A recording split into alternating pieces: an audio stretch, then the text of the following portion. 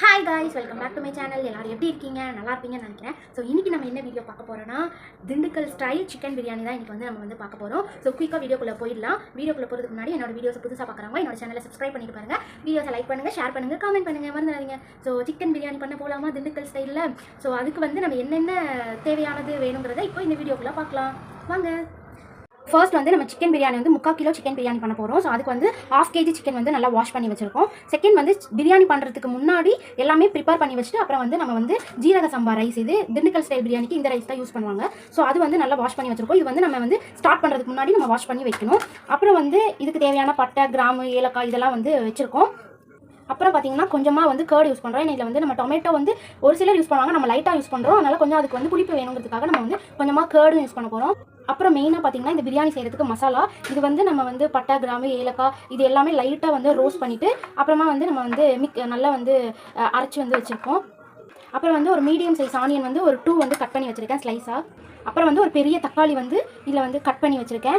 நம்ம கொஞ்சமாக தக்காளி சேர்க்குறதுனால கேர்டு யூஸ் பண்ணுறோம், அதனால தான். அப்புறம் பார்த்தீங்கன்னா இதில் புதினா, மல்லி, ரம்பா இலை இது மூணுமே நம்ம குட்டி குட்டியாக கட் பண்ணி வச்சுருக்கோம்.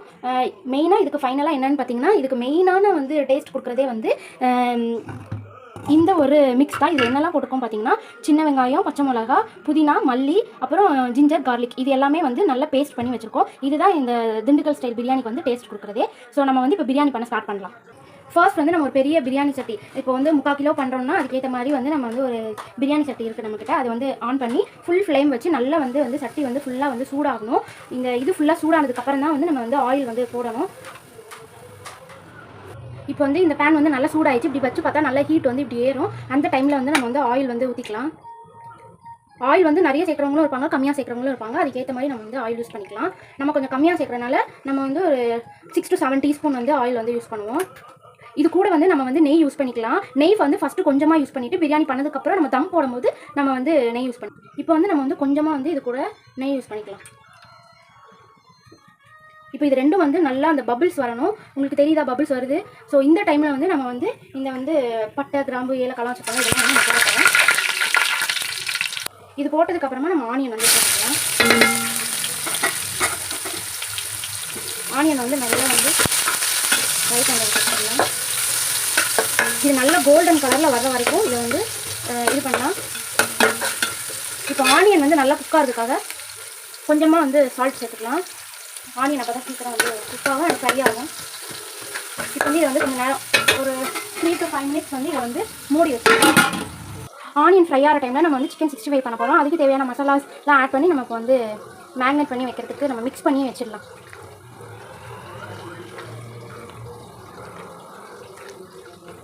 நம்ம சிக்கன் பிரியாணிக்கு சிக்கன் 65 அண்ட் ரைத்தா இது ரெண்டும் பண்ண போகிறோம்.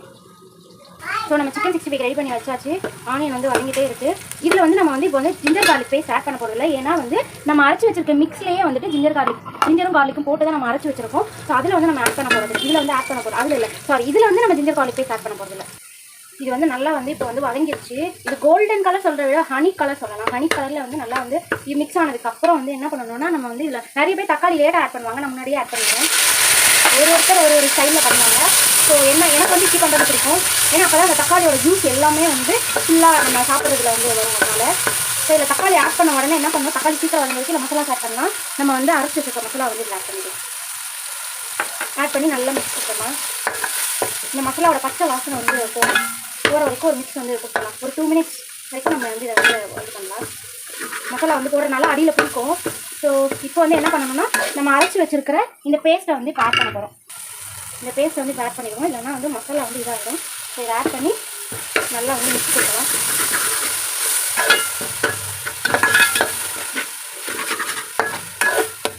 இதுதான் இந்த பிரியாணியோட பேஸ்ட். இந்த ரெண்டு தான், இந்த பேஸ்ட்டும் இந்த மசாலாவும் தான்.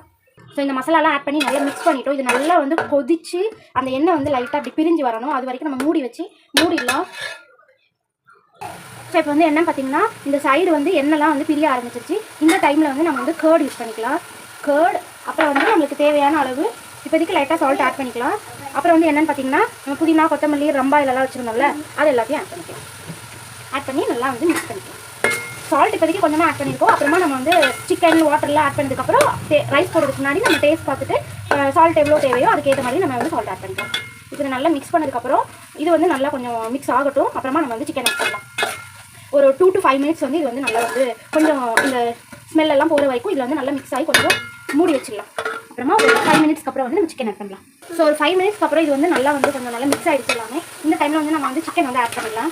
சிக்கனுக்கு வந்து நம்ம ஃபஸ்ட்டே வந்து வாட்டர் வந்து ஆட் பண்ணக்கூடாது. ஃபஸ்ட்டு இந்த மசாலாவில் வந்து சிக்கன் வந்து நல்லா மிக்ஸ் பண்ணிவிட்டு அப்புறம் ஒரு 5 மினிட்ஸ் to 10 மினிட்ஸ் வரைக்குமே வந்து நம்ம வந்து தண்ணி எதுவுமே ஆட் பண்ணாமல் இந்த மசாலாலேயே வந்து வேக வைக்கணும். சிக்கனில் இருக்க வாட்டரே வந்து உங்களுக்கு நிறைய வந்து வெளியில் வந்துருக்கும். நான் உங்களுக்கு இது ஒரு 10 மினிட்ஸ்க்கு அப்புறமா வந்து நான் வந்து உங்களுக்கு வந்து இதை வந்து ஓப்பன் பண்ணி காட்டுறேன். உங்களுக்கு சிக்கன் வந்து அந்த மசாலாவில் வேகிற டைமில் வந்து நம்ம எக் வந்து பாயில் பண்ணிடலாம். ஒரு 10 மினிட்ஸ்க்கு அப்புறம் பார்த்தீங்கன்னா நான் வாட்டர் எதுவுமே ஆட் பண்ணலாம். நான் எவ்வளோ வாட்டர் இருக்குது பாருங்க, இந்த சிக்கன் உள்ள வாட்டர். ஸோ இதுதான் வந்து பிரியாணிக்கு வந்து டேஸ்ட், சிக்கன் பிரியாணி டேஸ்ட் வந்து கொடுக்க போகுது.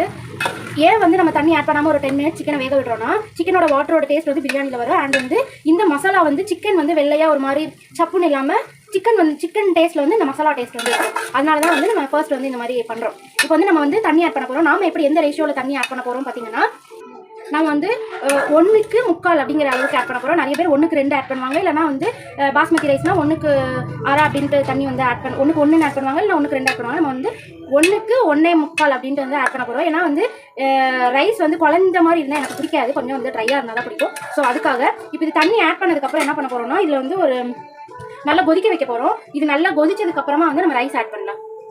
அதுக்கு நடுவில் வந்து நம்ம சிக்கன் ரைத்தாக்கு வந்து ஆனியன், குக்கும்பர் அண்ட் கேரட் போட்டு இதுக்கு தேவையான ரைத்தா, கர்ட் ரைத்தா வந்து நம்ம வந்து ரெடி பண்ணிடலாம்.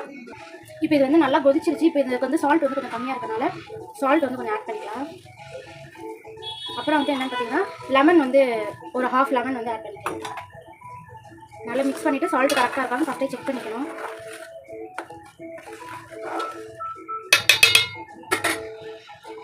இப்போ எல்லாமே இதில் கரெக்டாக இருக்குது. இப்போ வந்து இல்லை ரைஸ் ஆட் பண்ண போகிறோம். ரைஸ் ஆட் பண்ணுறது வந்து வீடியோ எடுக்க முடியாது. ஏன்னா நான் ஒரு கையில் ஃபோன் அண்ட் ஒரு கையில் வீடியோ எடுத்துருக்கனால குக் பண்ணிட்டு இருக்கனால ஸோ நான் ஆட் பண்ணிவிட்டு உங்களுக்கு வந்து காட்டுறேன்.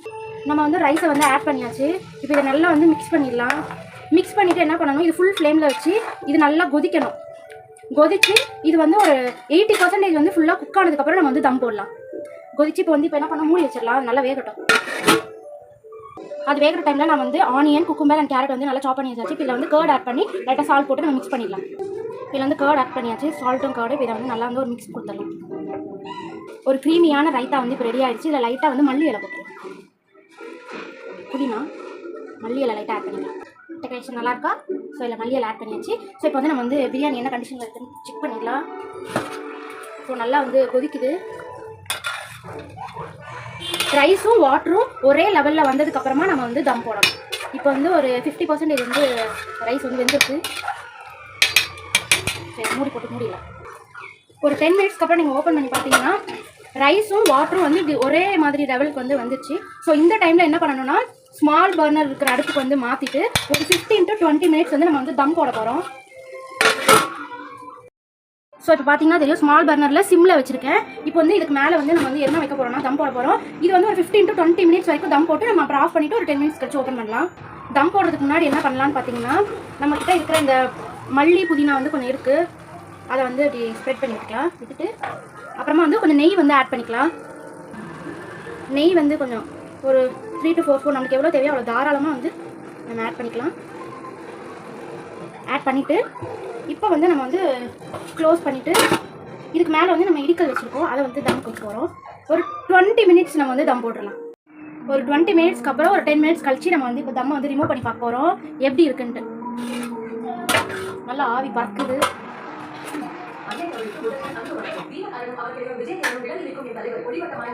நல்லா ஒரு மிக்ஸ் கொடுத்துட்டு நான் வரேன்.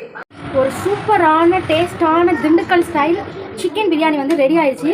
இது வந்து ஸ்மெல் அவ்வளோ வந்து இந்த அரோமா வந்து சூப்பராக இருக்குது. லைட்டாக டேஸ்ட் பண்ணி பார்க்கலாம். ரொம்பவே சூப்பராக இருக்குது.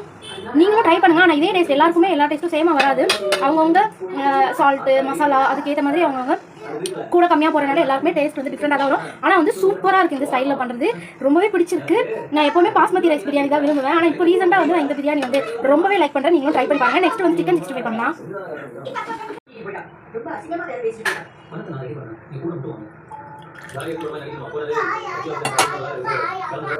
நல்லா வந்து பேன் சூடானதுக்கப்புறம் ஆயில் ஊற்றியாச்சு. இப்போ ஆயிலில் பபிள்ஸ் வந்ததுக்கப்புறம் நம்ம மிக்ஸ் பண்ணி வச்சிருக்க சிக்கன் 65 வந்து ஃப்ரை பண்ண போகிறோம். பார்க்கறதுக்கே ரொம்ப யம்மியாக இருக்கிற சிக்கன் 65 மிக்ஸ் வந்து ரெடி ஆகிடுச்சு. ஸோ வந்து இப்போ வந்து இதை நம்ம வந்து ஆட் பண்ண போகிறோம்.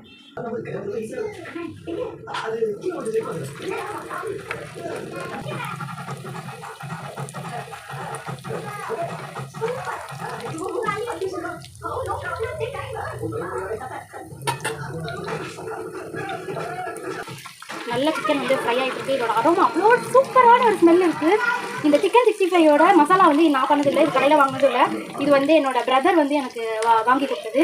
ஸோ இது வந்து ரொம்பவே இதுக்கு முன்னாடி சாப்பிட்ருக்கா ரொம்பவே எம்மியாக இருந்துச்சு. இந்த பிரியாணிக்கு இது பக்கா காம்பினேஷனாக இருக்கும். ஸோ இதோட ரெசிபி எனக்கு தெரியாது, இந்த மசாலாவோட ரெசிபி தெரிஞ்சால் வந்து நான் இன்னொரு நாள் உங்களுக்கு வந்து போடுறேன்.